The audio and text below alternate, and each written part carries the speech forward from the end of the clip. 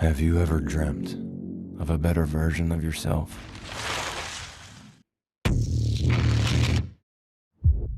This is The Substance, a perfect balance of 7 days each. The one and only thing not to forget. You are one.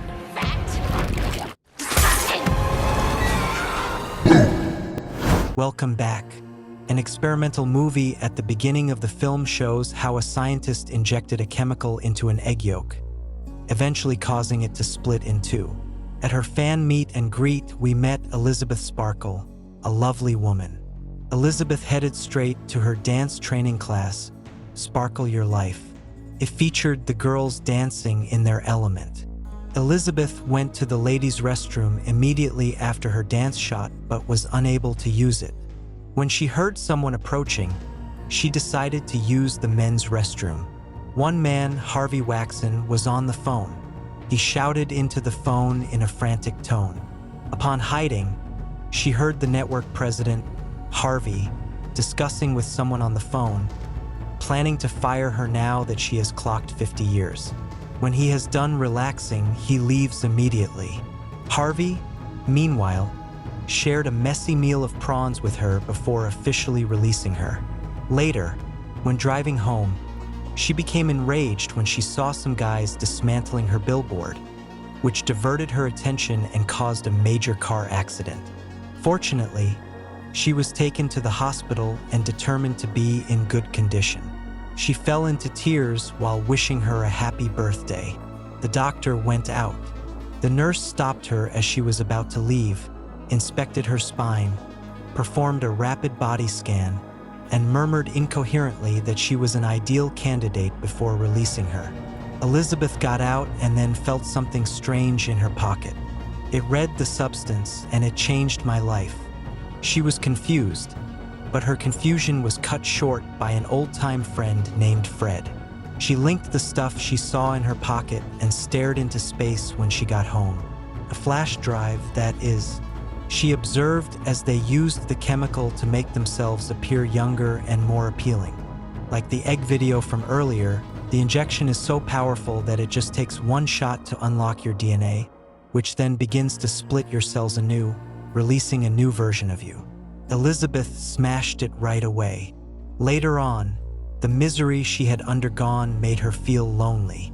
Then she dialed the number on the flash drive. An address was given to her.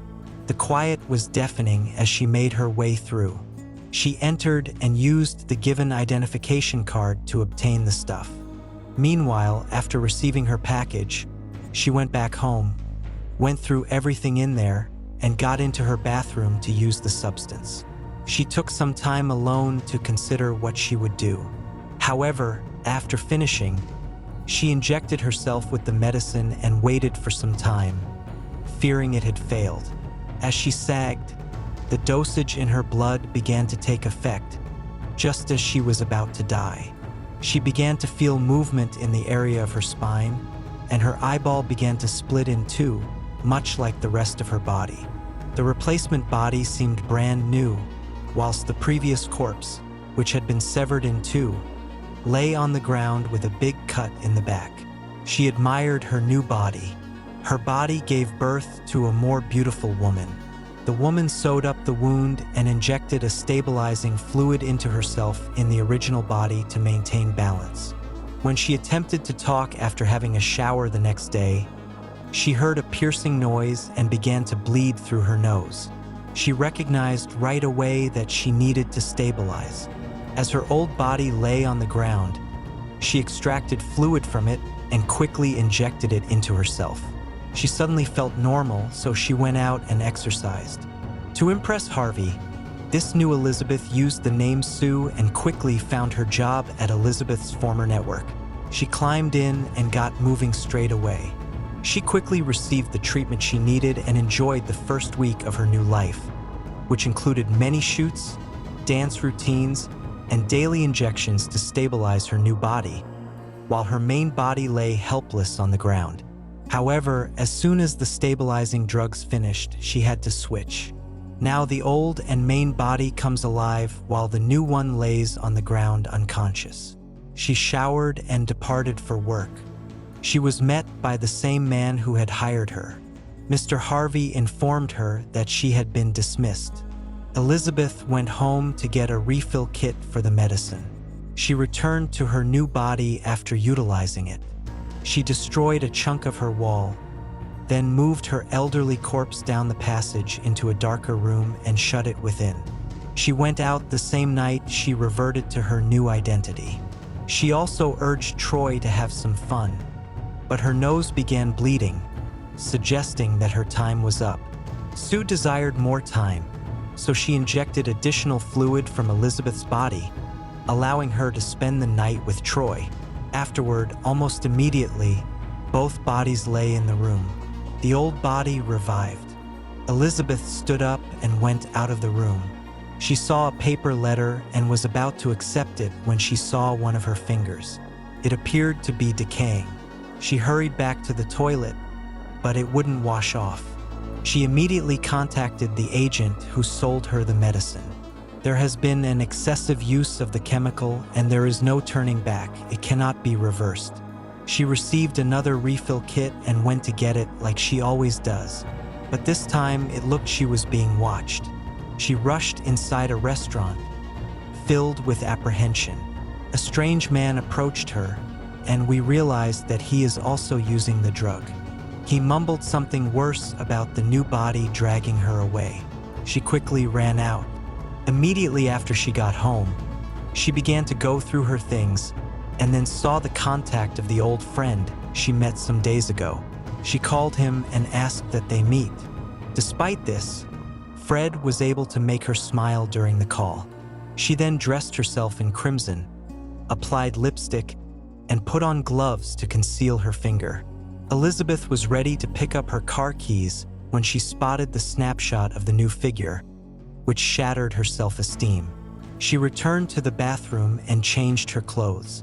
She had a shawl over her neck and was already late. Anyway, when she was about to go, she glimpsed a mirror of herself and returned, enraged, removing all of her makeup and leaving a mess on her face. Fred messaged her often, but she did not respond.